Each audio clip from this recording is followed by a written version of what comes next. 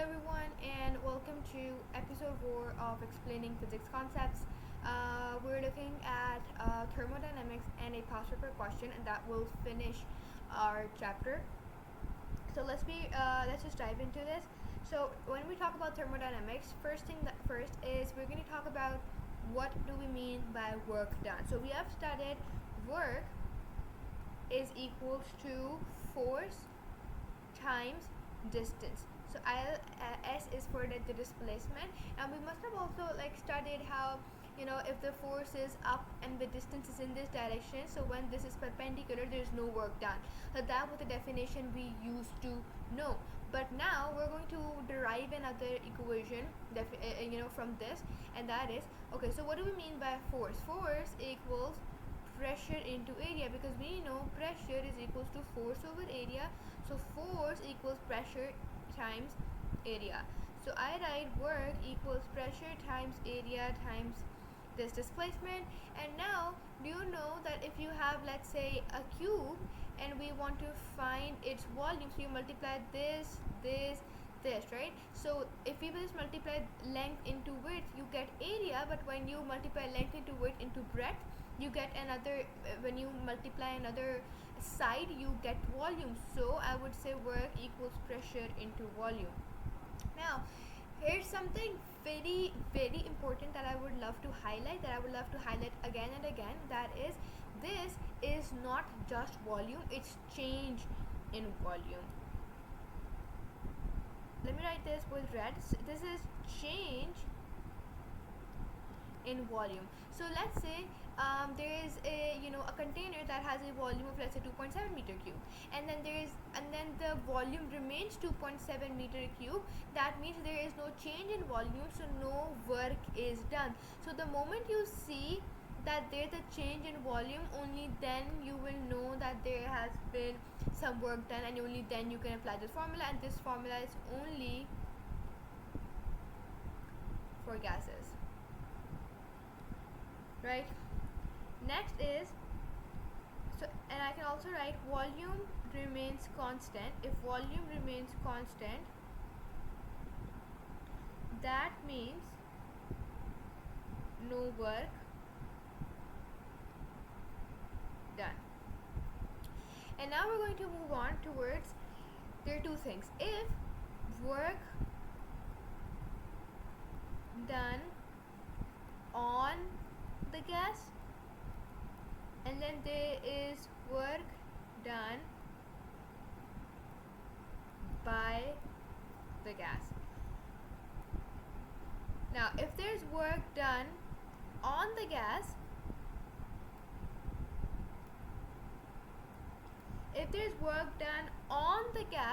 that means you're compressing, so there is compression, and the volume obviously it decreases. But if there's work done by the gas, then that means there is expansion, and the volume increases. So just think of it like you have, let's say, a balloon, right? When you have a balloon and there are these gas particles, so if the work is done on the gas, that means the balloon is coming down and the volume, it starts decreasing, it becomes this small, so you're compressing that. But if the work is done by the gas, that means the gas particles are very active and they are pushing up. That means the balloon, it becomes very big, and so the volume, it increases. So you can just bring some example in your mind to help you remember this. So now this leads us to our first law of thermodynamics. First law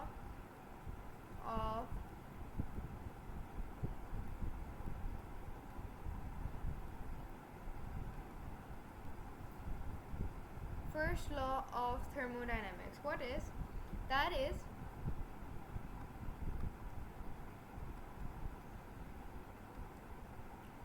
where this U equals change in internal energy,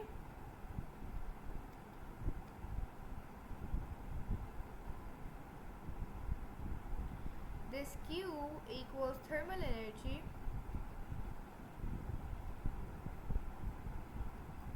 and this W equals work done. So this means an increase in the internal energy, an increase in the internal energy,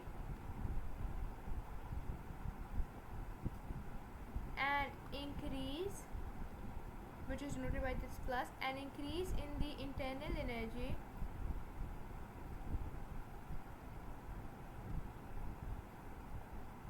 equals heat energy supplied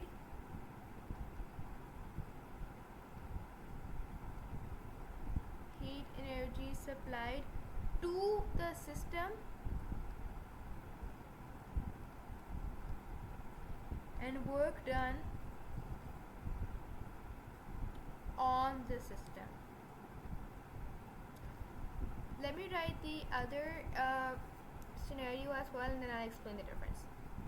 The second is minus delta U equals minus Q minus W. This means a decrease in internal energy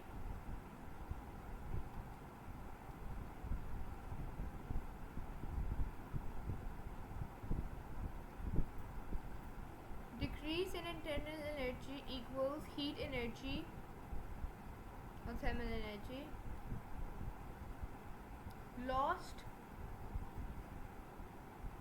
from the system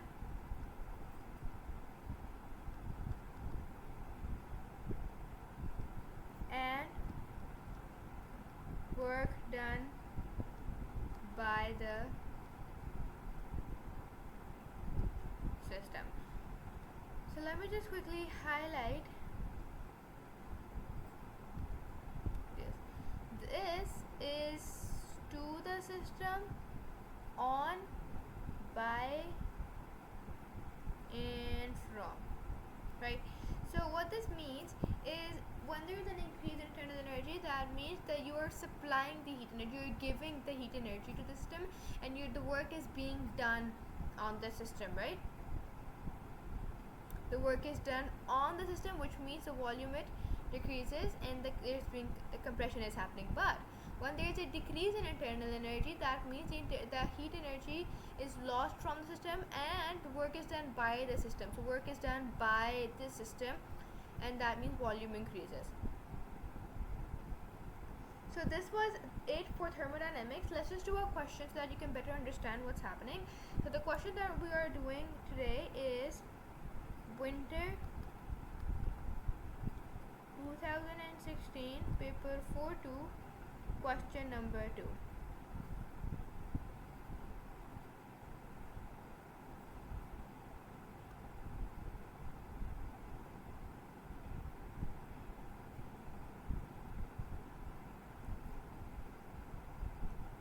Okay, the question says, the first part, the equation of state for an ideal gas of volume V at pressure P is PV equals nRT, where R is the molar gas constant. State what is meant by the symbol N. Pretty simple. When you have PV equals nRT, the N is obviously the number of moles, and second part, the symbol T. T is the temperature, but you can't just write temperature, you have to write temperature in kelvins. Then you have the B part. B part says an ideal gas is held in a container of volume 2.4 into 10 raised to the power 3 centimeter cube at pressure 4.9 into 10 raised to the power 5 pascals. The temperature of the gas is 100 degrees. Okay. So they have given us the volume, which is 2.4 into 10 raised to the power 3 centimeter cube.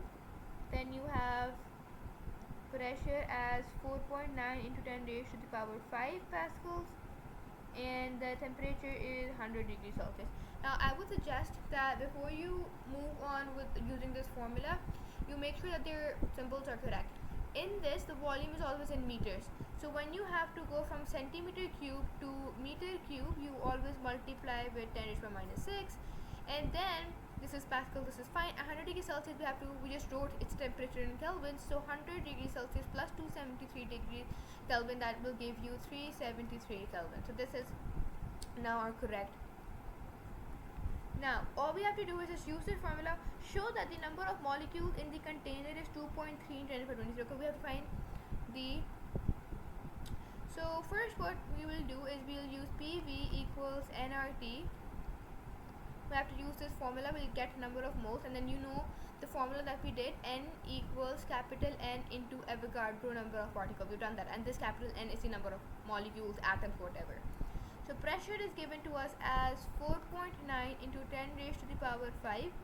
You multiply that with volume, which is 2.4 into 10 raised to the power 3 times 10 raised to the power minus 6, equals N, which we have to find. R is 8.31 molar gas constant, and temperature is given to us at 373. And then when you multiply all of this, you get N as 0.38. Now this is the number of moles, not number of molecules. So when you have to define number of molecules or number of atoms or number of particles, whatever, that is N, capital N, which is the number of molecule, number of particles, equal number of moles times 6.02 into 10 raised to the power 23. N is given to us as 0.38. You multiply that with 6.02 into 10 raised to the power 23, and you get what they have given to you, 2.3 into 10 raised to the power 23. Now the actual question is this C part, that is, use data from B part to estimate the mean distance between molecules in the gas. Okay, so we have to find the mean distance, and all the information is given to you in the B part. Okay, now what we're gonna do, mean distance. First of all, we have to understand what mean distance is. Mean distance essentially is, if this is a container,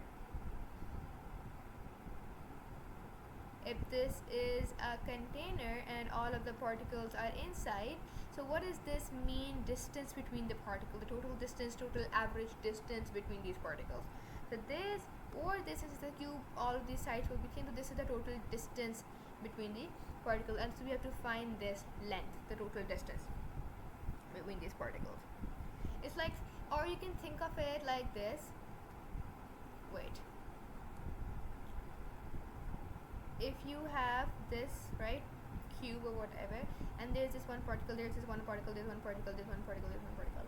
So I find, so this distance is called D1, this distance is called D2, this distance is called D3. So when you add all of these distances, you divide by the total number of particles there, you get mean distance. So essentially mean distance is the total distance. So this is mean distance, right? Now that we know what mean distance is, let's move on towards finding out the total length. Now, first thing first, I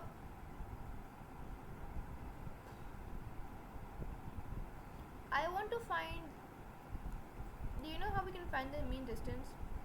When you have a cube, you find distance, you multiply d times d times d, so it becomes d cube, right? And I just want to find this part, so that means I have to find the volume, and then I have to cube root that to find the distance, right? So I cube root this to get the distance. That's what I want to do. Now what is the process for doing that?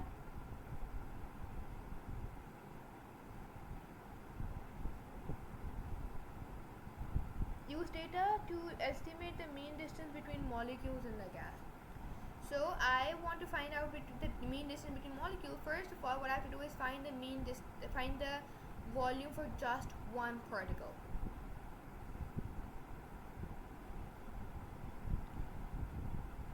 Volume for just one particle is, total volume is 2.4 to 10 raised to the power 3.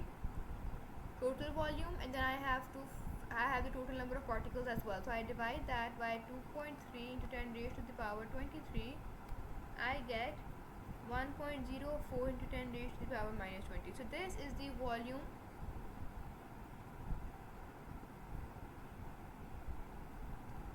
of one. That means there's one molecule, and the volume of one molecule is this. That means if this molecule travels all the way down, if it keeps traveling here, I can find out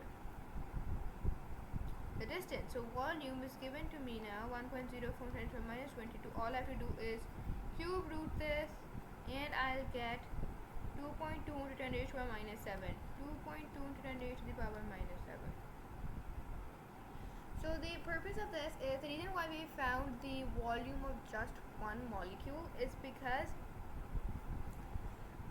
we have to deal with just one particle in this case. If you start taking all the particles, that would not give us an accurate answer, because we're doing with one molecule, and we'll see how that one molecule helps with our entire, it travels the distance, travels this distance, and then we can just find the volume through that one molecule.